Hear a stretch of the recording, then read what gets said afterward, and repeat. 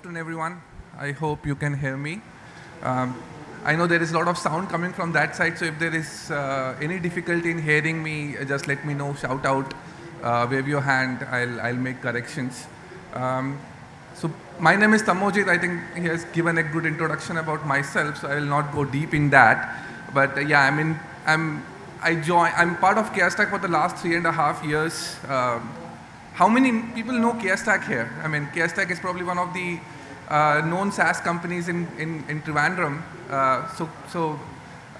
Kickstart is in the business of healthcare, especially on the dental side of the world, where we have been building the practice management systems that powers the dental practices across the globe. So we started our business in US 2015 when we first launched the first version of the product, and in the last 2 years we have been going through a global expansion, launching the product in Australia and UK. And I have had the opportunity to head all those global expansion programs, which is also something that I thought I should talk about once I had this opportunity. So when I was given this opportunity, I was thinking what's a good topic to talk. Product is a very vast area. There is so many things that we can talk about. But then I thought, let me pick something which is very first principle, basic and fundamental, but still grossly misunderstood. And I thought it will also be very useful for different kind of people that may be in the audience, budding entrepreneurs, product people. Everyone should find some value in the presentation, right? So before we start, can I have a quick understanding of who my audience is? How many of you are actually belonging to a product teams? How many of you are rather trying to build a new business, entrepreneurs? How many entrepreneurs? Great. And how many of you think that you have already built a product strategy for your business? Okay, good. So my first product strategy resonates with the larger group. Fantastic, thank you so much. Generally, when we talk about product strategy, right? Product strategy, it's, as I said, is grossly misunderstood in many ways.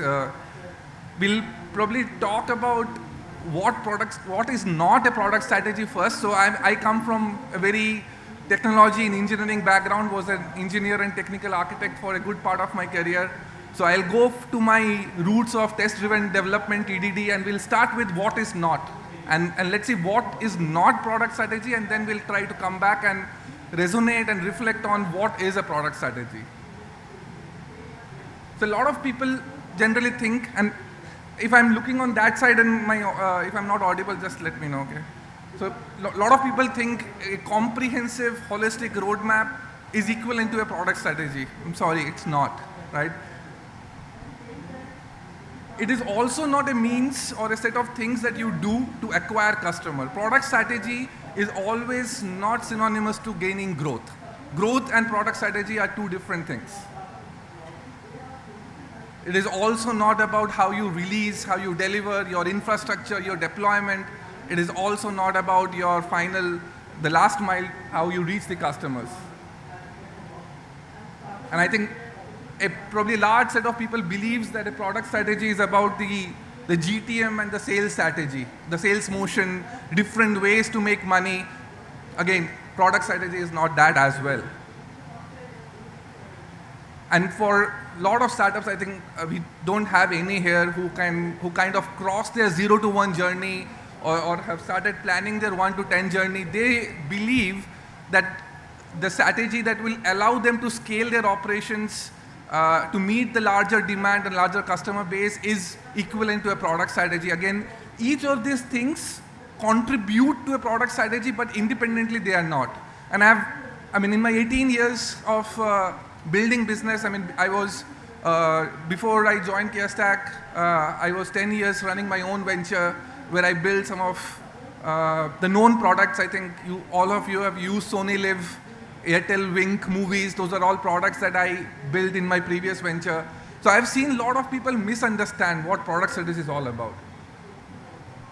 If I have to tell you what product strategy is, it's basically a blueprint, a high-level guidance that will allow you to take your organizational goal. What do you want to achieve in a given time period, right? In a given time period, what is that your business wants to achieve, and how are you going to achieve it, and how are you going to measure it?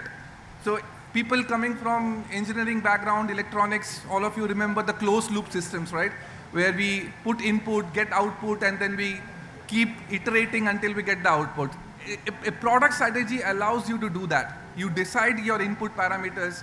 Input parameters are generally what you want to achieve. Every organization will have different set of goals and different set of objectives as they start the year, or start their 5-year plan or 2-year plan or a yearly plan. KStack does a yearly plan.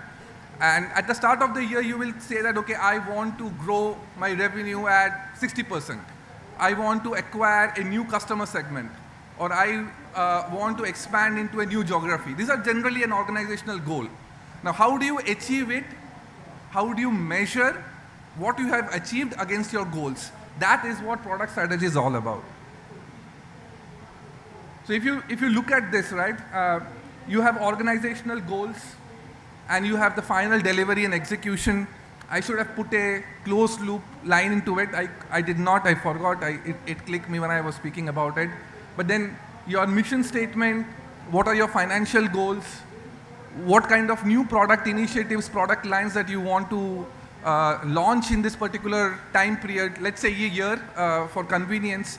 And generally when you do that, when you think about launching a new product line, a new product initiative, it may not always be connected to commercials.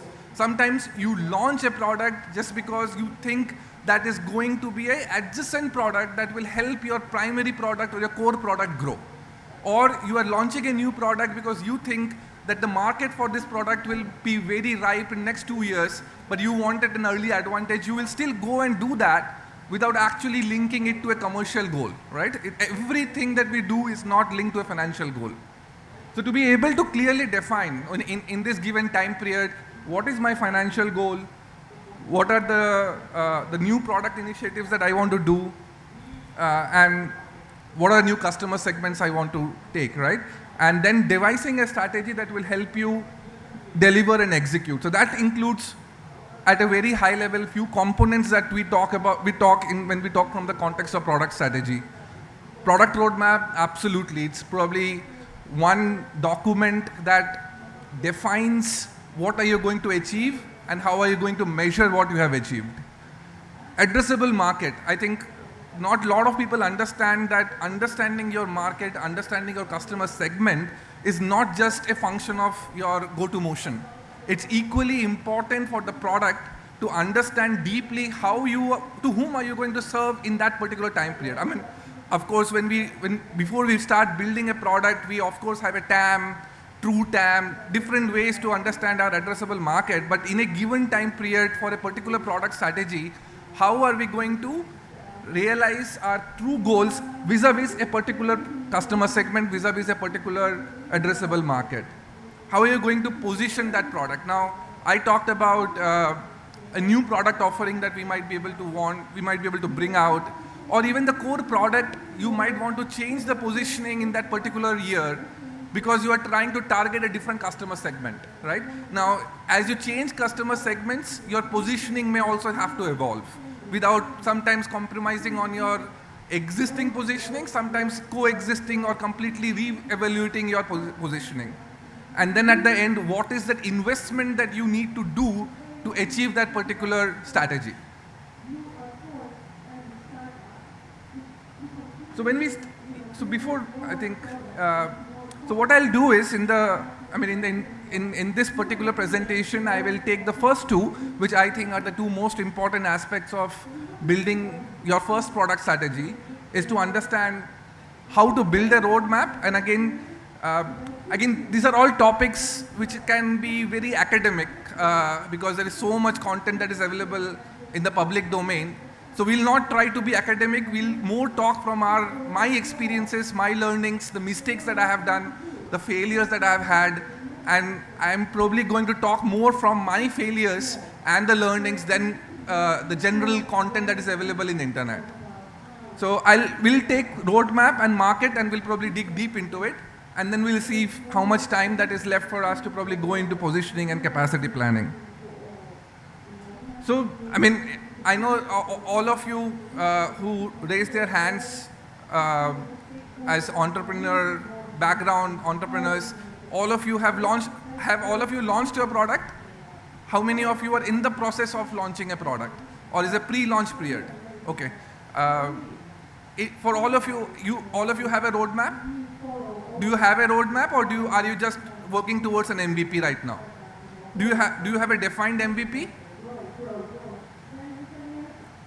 Okay. So I'll talk from the angle of when I started doing it, where did I go wrong, and maybe we can then reflect upon it. So generally, when building a roadmap, the first mistake that I did was not building enough internal consensus. I mean, be it a small team or be it a large team, different people represents different touch points with a customer. An experience is not all about what a product delivers. Every touch point that you have with a customer is an experience. And different journeys of a customer will bring out different pain points, different problems. So generally what we do when we think about a roadmap is we think from the angle of MVP, competitive analysis, or how you are going to differentiate.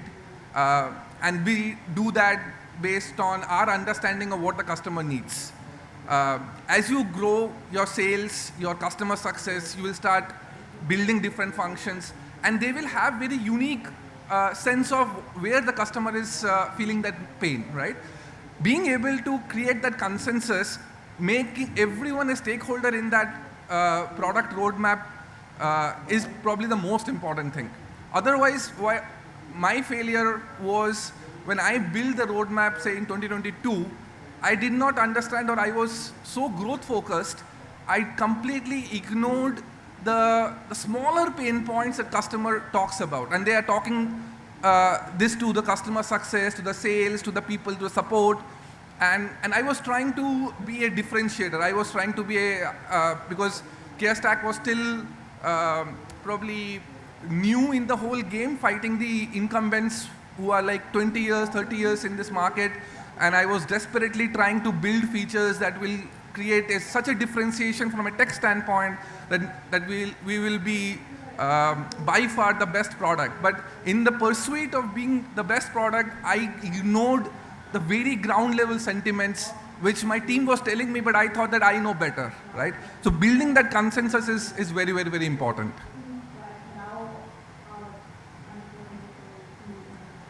This is another problem I think I have seen myself probably falling prey to many times. A lot of young product managers, entrepreneurs also fall prey to this. It's not about the complexity of the problem. We always think the complexity of the problem is proportional to the impact to the customer. It's actually the complete reverse of that. We have to understand, so roadmap is all about picking the right problems. If you don't pick the right problems, we are going to waste our energy, your finite engineering bandwidth, and at this stage, all of you will have very limited engineering bandwidth at your disposal, right? Making the most efficient use of your engineering bandwidth will define how quickly you can reach your most valuable product, or we call it most desirable product, whatever way you may want to define your stage 1 MVP or desirable product. So being problem obsessed rather than solution obsessed. And there is so much tech jargons that is right now being floated, right? Gen AI. Now, we sometimes think of AI and then look at the problems that we can solve through it, instead of finding the problems and then thinking, okay, AI could be a solution, right? So it's always problem obsessed, and it's never going to be solution obsessed. I mean, it's an extension of my first point, where I personally did not understand and set the expectations of stakeholders accordingly. What that meant, I think, when I kind of went wrong without creating a consensus, I left the teams who are actually in front of the customer not empowered to present what are we doing, how are we going to solve your problems. Yes, there was the big roadmap that we published. The roadmap had a lot of interesting, fantastic things, but those small problems, especially, I mean, if you are in the B2B side, in the side of the world, uh, very deep, complex problems excites the owners, right? So B2B is always your user persona and owner persona. The users are not really bothered about the growth features. They are bothered about things that will help them improve their efficiency. And I was failing to understand that for a very long time. And then I did not even set that expectation with the stakeholders, with my teams who were talking to the customers that, okay, this is how we are doing it, this is what we will solve, this is why we are not doing your problems. And then they were left with no proper enablement to present that side of the product sense to the customers. So building that internal consensus, managing the internal expectations is extremely important. And don't mistake me, this is not a problem that a company will only face or a product will only face at a certain size. Yeah, this is a day one problem. Failing to balance the long term and short term. I think, as I said, I mean, when we looked at the competition, we knew what our competition has. We wanted to disrupt, we wanted to differentiate. But in the process of disruption and creating a differentiation, we became slightly solution obsessed. We picked a lot of problems which were taking a long time to deliver. We could not deliver that agility. We could not demonstrate that agility that customers and the markets wanted from us. Which again brings to my point, it's very important to find those small problems which may not sound very interesting but has a deep customer impact, and prioritizing that along with those problems that will probably help you build a future.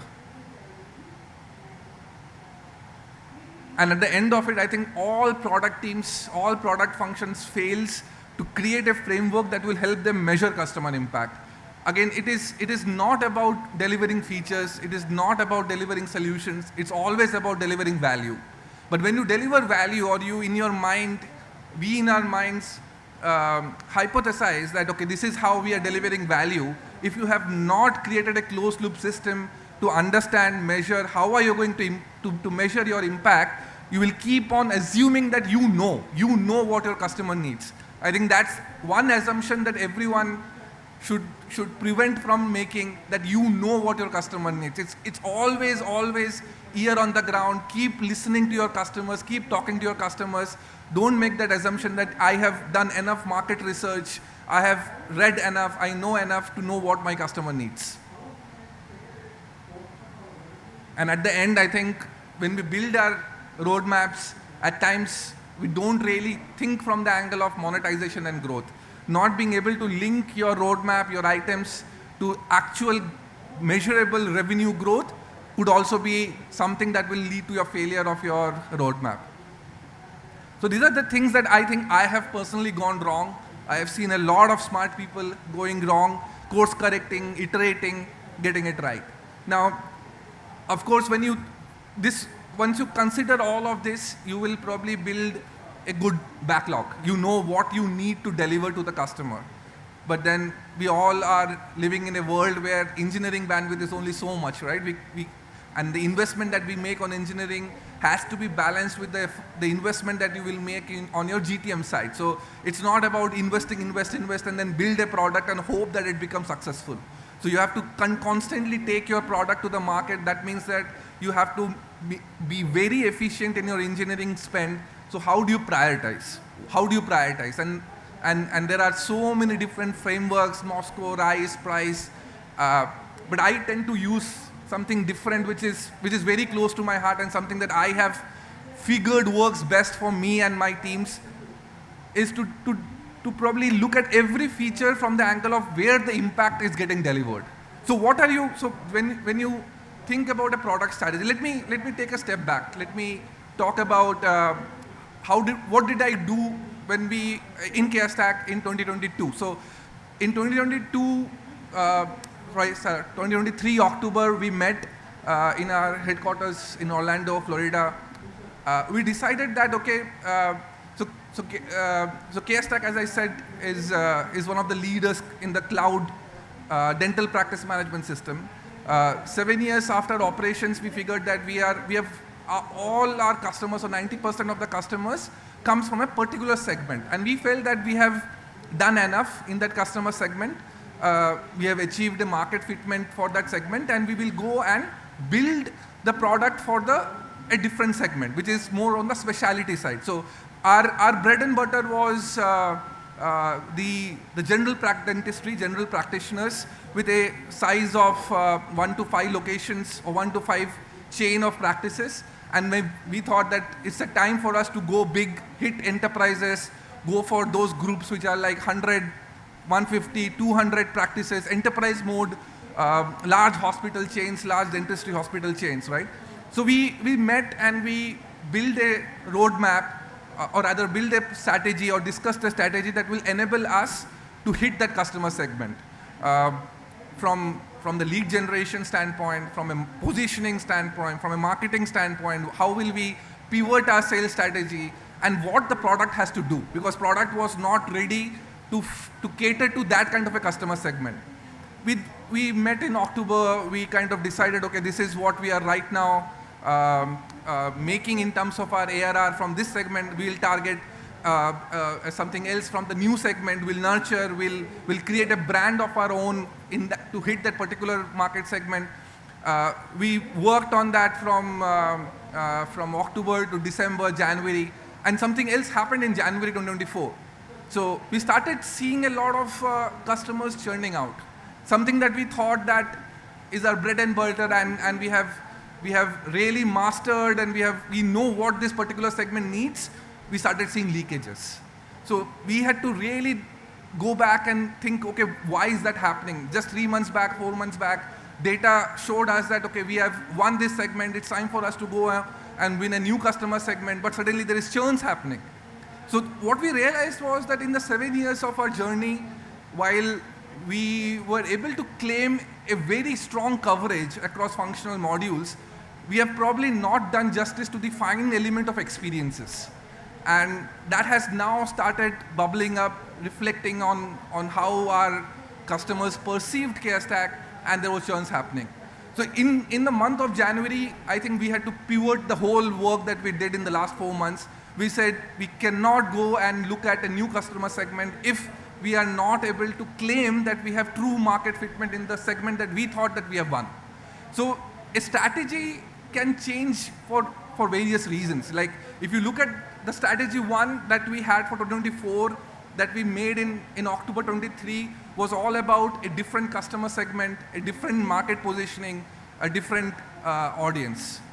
That meant the roadmap would have been very different. Roadmap would have been very specific to what those kind of customers needed. Come January, we realized that our customer segment, our primary customer segment for this year remains the one that we thought that we have won. Our product has to go through a set of revamps. I mean, we should look at what we have done, and even though we think we have done, friction still exists. Let's go back, let's see how many such places exist. So entire 2024, I think, except for few things, we focused heavily on ensuring that we can claim true market fitment by the end of the year. So we pushed that entire thing about winning new market, new product, new positioning to 2025. So just to give you an example, right? So based on your product strategy, based on the strategy that you have, you will have to ally with different functions. So when I was thinking about who is my ally as a head of product in 2024, back in October, I thought it is going to be sales because I'm going to focus more on new customer segment. But then it pointed out that that is not the case. I'm not going and trying to conquer a new world. I'm just trying to maintain status quo and on my existing territory. So then my partner became customer success, because they were the one who was owning the preservation in the system. So product had to ally with customer success as a function to ensure that I meet my objectives, right? So a product strategy will also demand you to look at who are your allies, who is your primary ally, which function will need most amount of your time, right? So if you look at this, so every feature, every time you look at your roadmap, you have to ask, what does this contribute to? Does it contribute to growth, customer acquisition? Basically, it will help sales to find new customers. That means you partner with sales and demand gen to decide on that particular feature. Whether it is going to be a revenue expansion through existing customers. So you basically are trying to mine your existing customers with a new product line, a new source of revenue. So you don't go and try to get new customer acquisition, but expand revenue through the existing customers that you have acquired. Again, this is the place where you work both with sales as well as your customer success, because customer success is able to take those initiatives, new product lines, new revenue lines to existing customers. And they are the one who are probably closest to the customers. Sometimes you will have to think about, okay, I have maximized my initiatives that will yield me growth through a higher customer acquisition or revenue expansion, but I still need to continuously work towards my profitability. So if you are not able to grow your top line, you bring your expenses down, right? So some things that we do partnering with engineering so that our cost and overheads come down, so that our gross profits go up. So if you look at, when you in the previous slide, you did all that correctly, you had say 30 items in that page finalized. Now you're trying to prioritize what will you do first. And now you have, as part of your product strategy, in 2024, my strategy told me that I have to retain, so I will go and prioritize everything that needs existing customers, and I need to partner with customer success. I will probably not pick those features which are linked to growth and customer acquisition. And at the end, I think your prevention and customer churn, if you are doing something which will help the customer success team to build a narrative which will reduce the churn, becomes your another. So this is every feature should ideally fit into one of this quadrant. And you should know, based on the strategy, based on what you are trying to achieve, how should you validate your feature, how should you prioritize. Now, once you have built your roadmap, once you have prioritized, and of course you would have done that thinking about whom are you working for? I mean, in this given time period, for me, for us, it's mostly a year. Who are you? Who is your primary target audience, right? So at any given point in time, I think one thing that we all have to know, I think this is not just from a product strategy standpoint, it's from your business strategy standpoint as well, that what's your addressable market? And generally, we basically talk about TAM and true TAM, right? True TAM is basically that minus the TAM that is not in your reach, even though if you create a persona, that persona fits in that. So we generally classify it in 3 different categories. One is your addressable market, so which is every dentistry, every practice in US, Australia, UK is our addressable market. But then there is a serviceable market due to the regions that we are operating. Because of the size of US, sometimes certain regions are off-bound, we can't go there.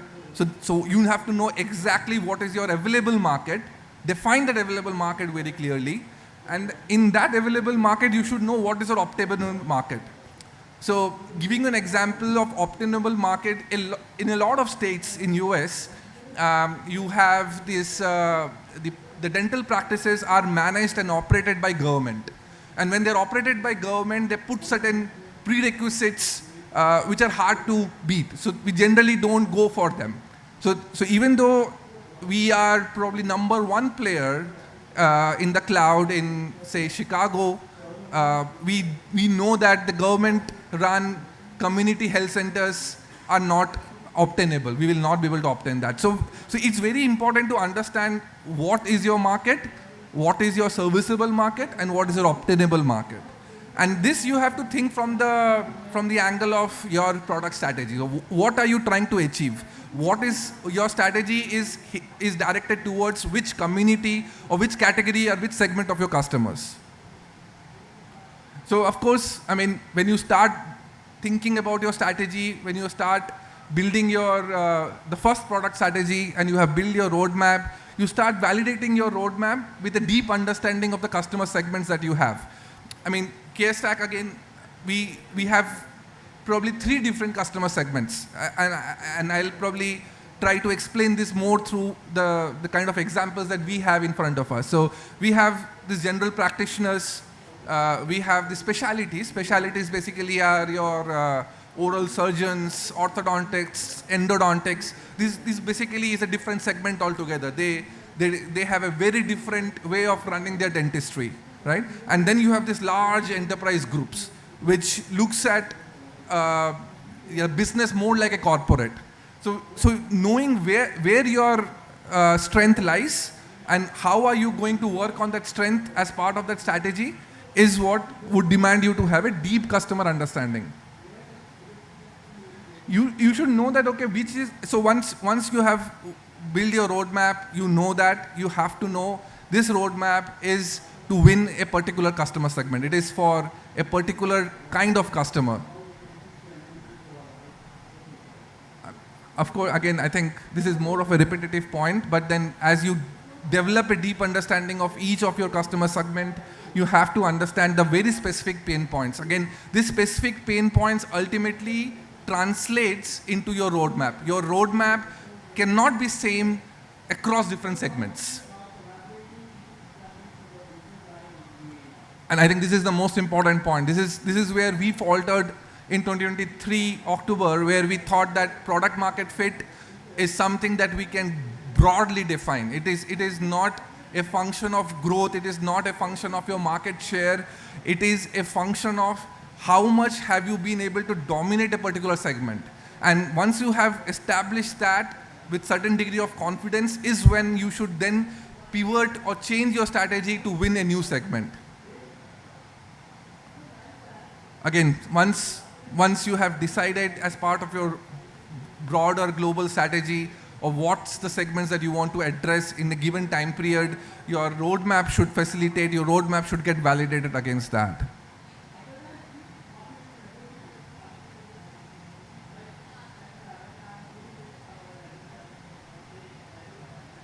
So, I mean, just giving an example of what we were saying, how we do it in CareStack, right? On day one, probably for all the new entrepreneurs here, assuming that you have 3 segments, this is what it will look like, right?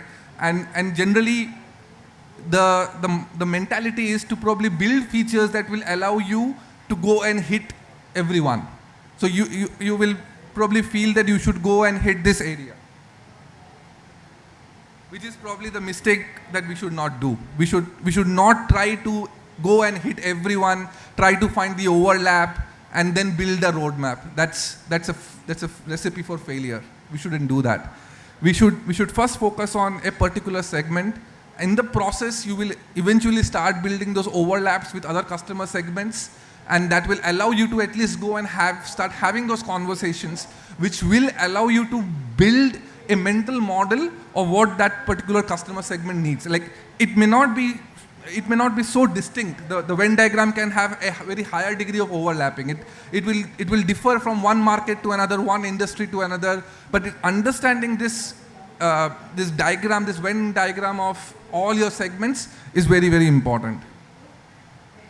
This is where CareStack is today, right? So this may vary from, again, just an example that I'm taking, that the customer segment that we initially thought by end of 2024 we'll probably be able to say with some degree of confidence that we have won that particular segment, because we had already started thinking about the specialty segment back in 2023. We have done something, but we know that we can't claim it.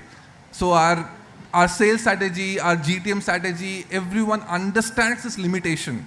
We know that, yes, we can go target some of these customers in this segment, but we cannot claim that we have true market fitment. That means that if we go and sell to them, there are possibilities of having a not so happy customer. So it's very important to know exactly what you are doing. And I'll come to this point in the next slide. And so once you do this will probably give you a sense of where your product strategy lies. What is your product strategy trying to achieve? So you had a roadmap, you had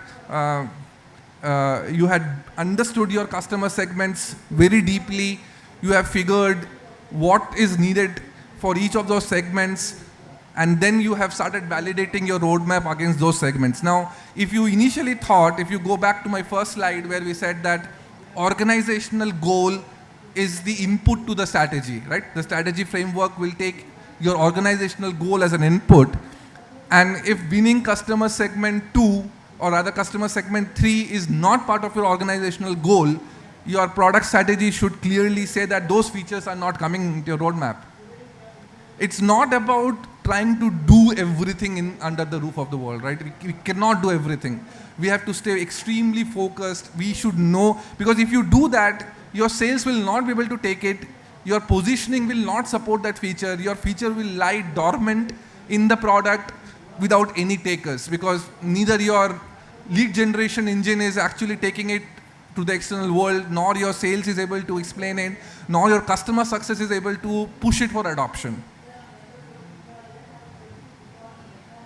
So I mean, broadly, I wanted to leave with 2 thoughts about product strategy. I mean, these are 2 mantras that I go by when I do this on a every few months. I think the first thing is like, whatever be the strategy, at the heart of every successful strategy is our ability to assess risks and have a mitigation plan.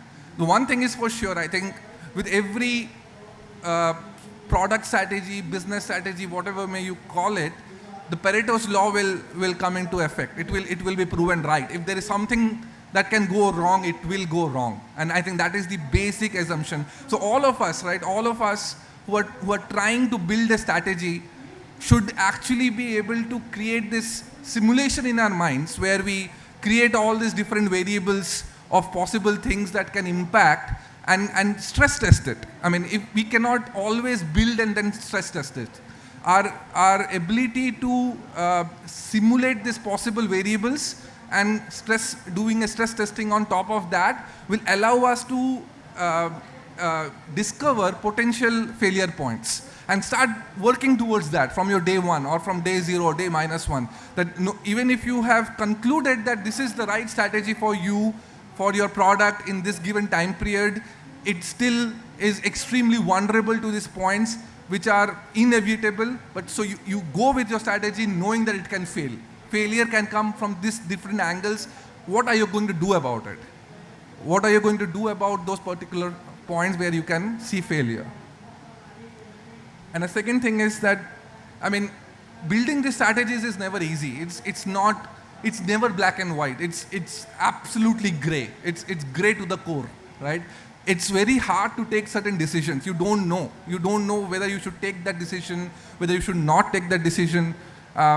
So it inevitably it will come down to you being able to predict the cost of a decision.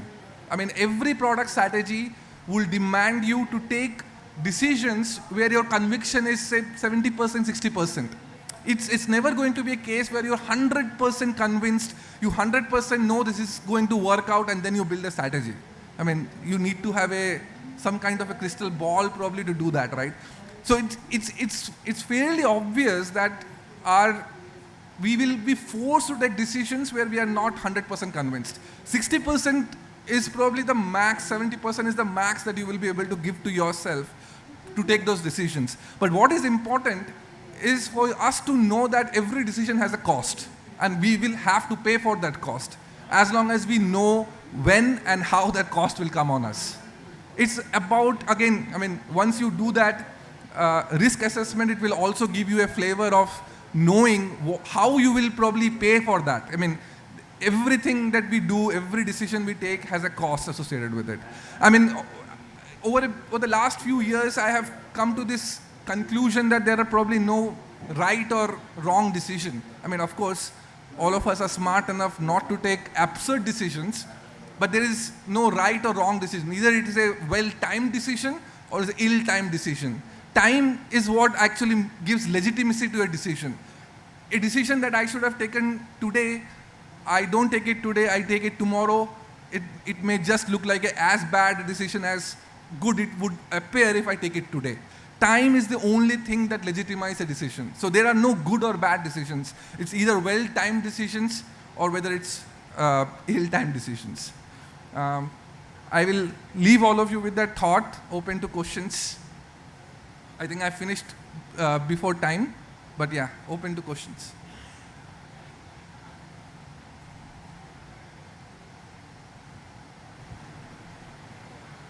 I think they can give you a mic.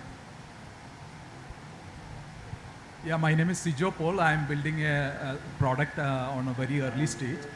So you were mentioning about you're taking feedbacks, or you failed to take feedbacks from your internal stakeholders. So now, what is the strategy? What is the frequency when you are taking feedbacks, and is there any method? That is one question. Second, you mentioned about the customer segments. So the overlapping is, suppose if it is more than 50%, is it okay to go parallel when we are building for two customer segments? These are two questions.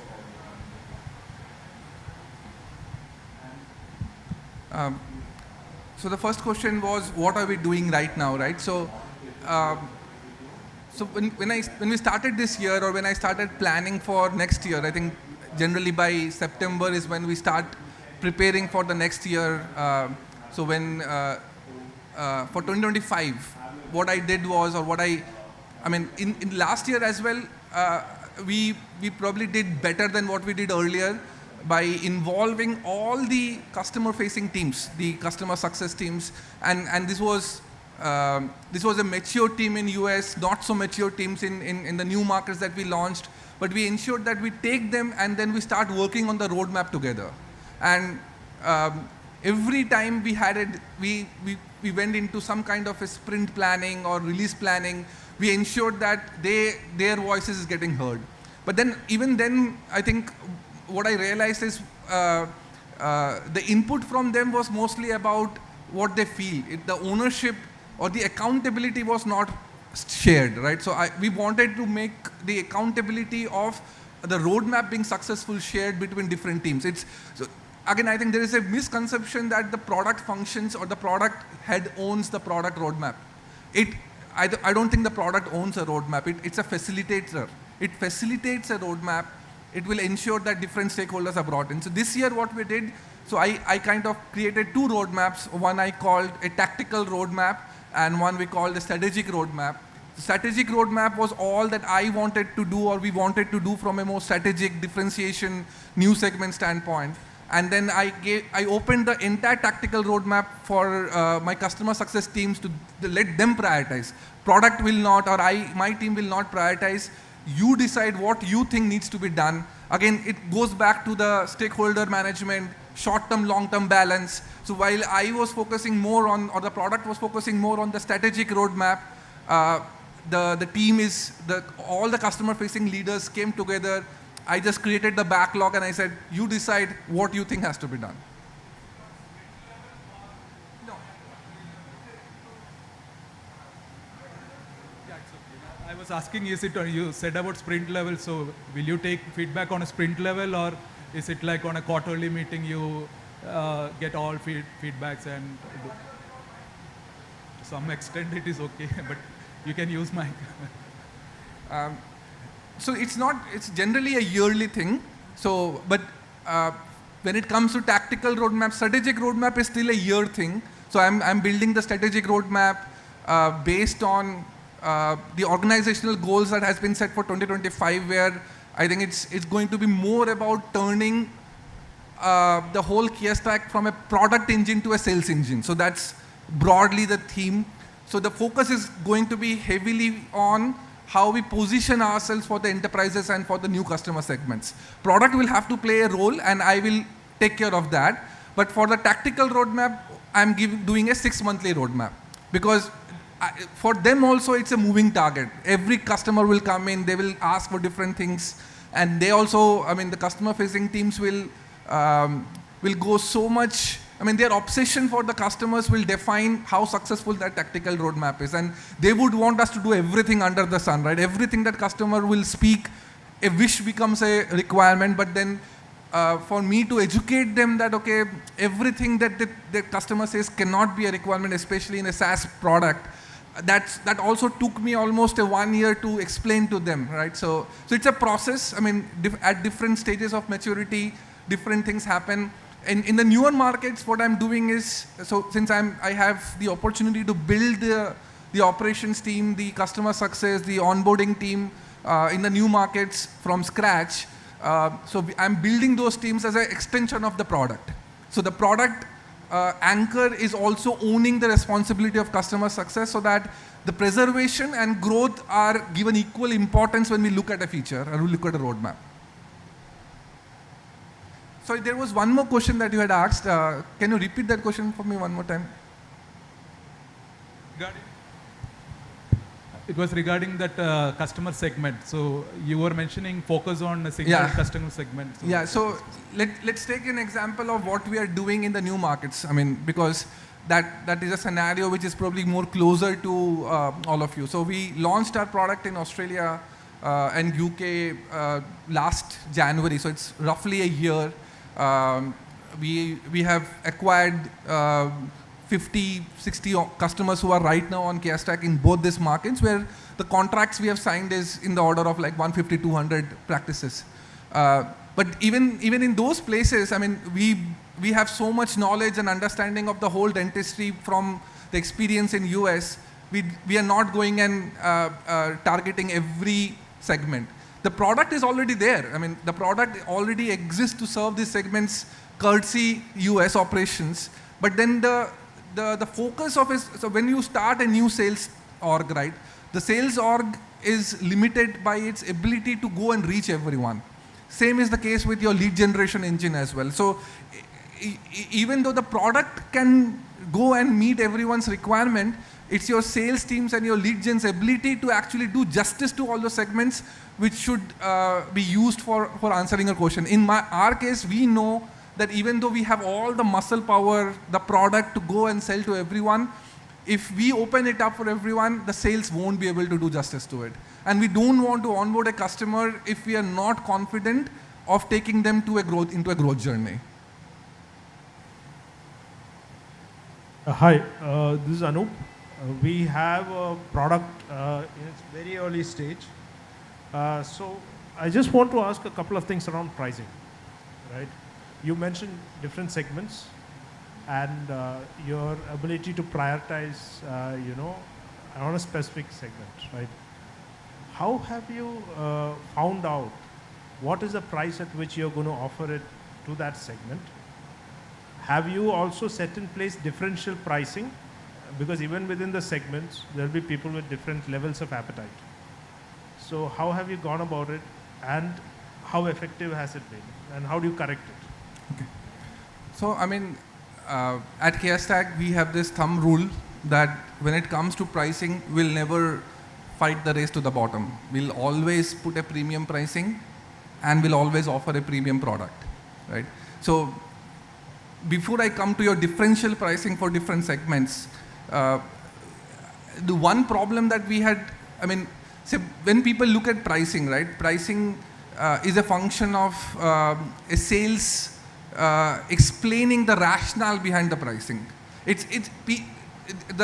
We have not seen a dental practice which on an average makes 1 to 1.5 million USD a year finding difficulty in paying $700 or $800 per month, right? The market plays at $500 to $600. We play at $800. Even if we do $2,000, I know that it's a matter of one encounter. One new patient acquisition will take care of that. Right? So pricing mostly, I mean, it becomes a concern or it becomes a topic of discussion when you are not able to articulate the value of the product, right? So for us, we always take a very clear stand. If you feel the KStack is not able to deliver that value to you at that price point, maybe you should wait, have a better time, then you relook at KStack. We will not try to fight the battle of lowering the price. Now coming to the other question, yes, I mean, as we go into more enterprise segment, their way of running business is very different from how a owner or a dentist owned business would be, right? So there we go, we have different pricing models itself. It's not about going low, we don't go low. We never compromise on the cost, we never compromise on the gross profits, and that has been the case from day one. I mean, from the day we have launched, yes, there will of course be a lot of waivers and all those things, but then from a price that we present to the market, the retail price, has always been 30% higher than our competition, even though the competition is the market leader. And even in case of enterprises and the new segments, we are at least 30% higher than the product in the market, but we are confident that we deliver value. The only thing that we'll do is we'll break that pricing down into a more atomic level, because there is a volume that needs to be looked at. For example, when I sell to a smaller group, I will probably focus more on the number of clinics that they have, because one clinic in the infrastructure that they would have is always going to be finite, limited, right?